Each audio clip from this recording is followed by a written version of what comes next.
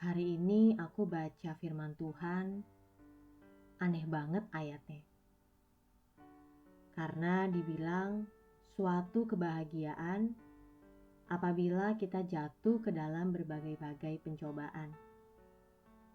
Tunggu, bukannya justru kita seharusnya menghindari pencobaan ya? Harusnya kan kita merasa sedih ketika jatuh ke dalam pencobaan. Karena berarti ya kita kalah, kita nggak kuat. Tapi aku juga baru tahu nih bahwa ada ujian juga terhadap iman kita. Ternyata ujian nggak cuma ada di sekolah, tapi ternyata ada juga ujian terhadap iman kita. Kalau di sekolah kita dapat ujian, lalu hasilnya berupa nilai. Kalau iman kita diuji, emang kita dapat apa? Oh, firman Tuhan bilang kita dapat ketekunan.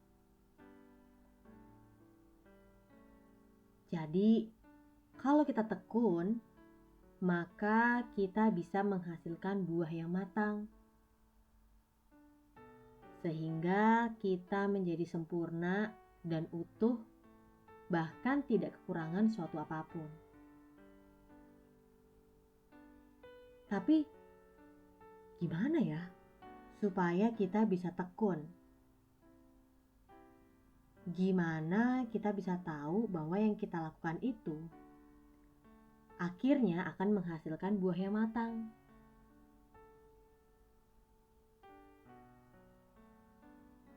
Kadang-kadang kita suka bingung, gak tahu harus apa, gak tahu juga harus memilih yang mana. Ketika kita menghadapi pencobaan dan ujian, bener gak? Oh, ternyata kita yang kurang hikmat, kita bisa nih minta hikmat kepada Allah. Enak banget ya ternyata bisa minta hikmat sama Allah. Tapi tunggu dulu.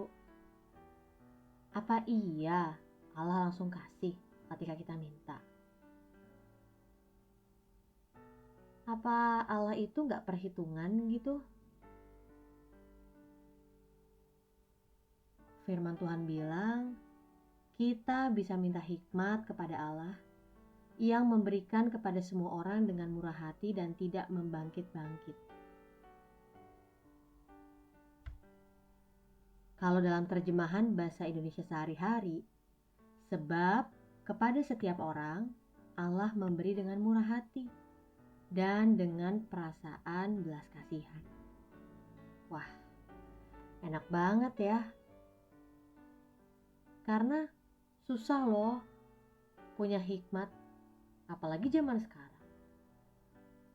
Zaman sekarang kita susah banget membedakan mana benar, mana salah. Kadang suka kebolak-balik karena perbedaannya tipis banget. Tapi untung ya ada Allah yang penuh belas kasihan dan murah hati.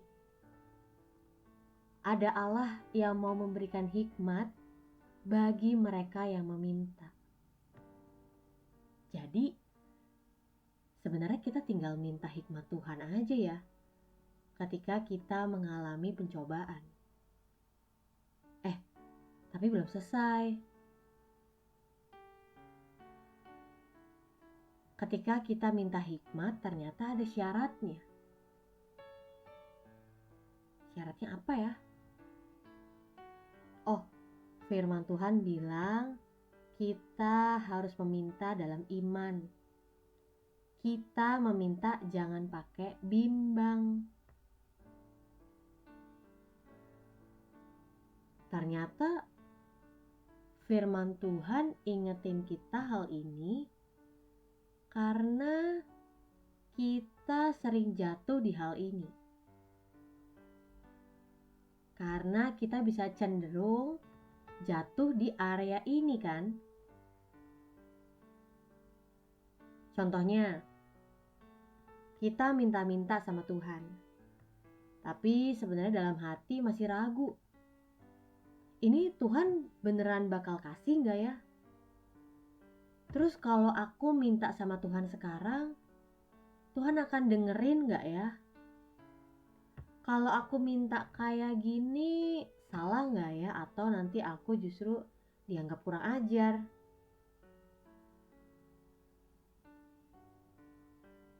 Ternyata orang yang bimbang itu gampang banget ke bawah arus. Gampang banget dipengaruhi oleh keadaannya. Karena ya orang-orang seperti itu tuh gampang ragu, sulit ambil keputusan, banyak takutnya. Ya, ini mah aku banget ya. Sehingga aku merasa firman Tuhan yang aku baca hari ini tuh keras banget. Keras banget loh.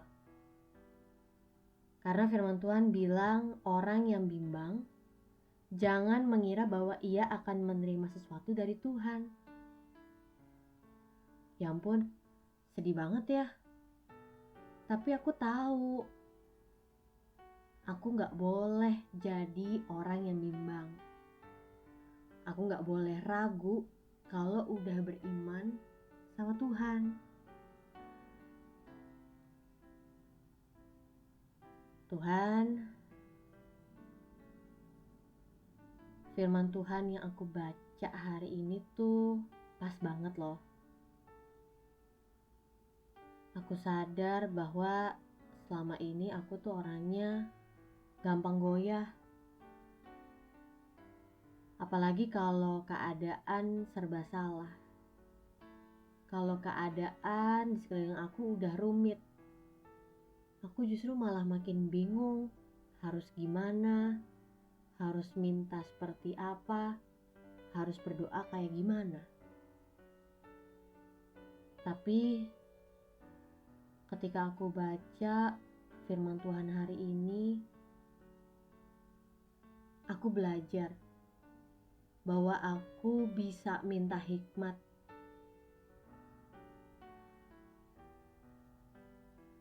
Ketika aku baca ayat firman Tuhan ini, aku percaya Roh Kudus akan membuat aku mengerti firman ini. Tuhan, aku mau percaya. Tuhan, aku percaya ketika aku baca firman Tuhan, maka aku akan dikuatkan dan dimampukan menghadapi dan melalui ujian iman. Bantu aku ya Tuhan, supaya aku gak jadi orang yang takutan. Supaya aku tidak lagi bimbang, tetapi teguh berharap sama Tuhan. Teguh beriman kepada Tuhan.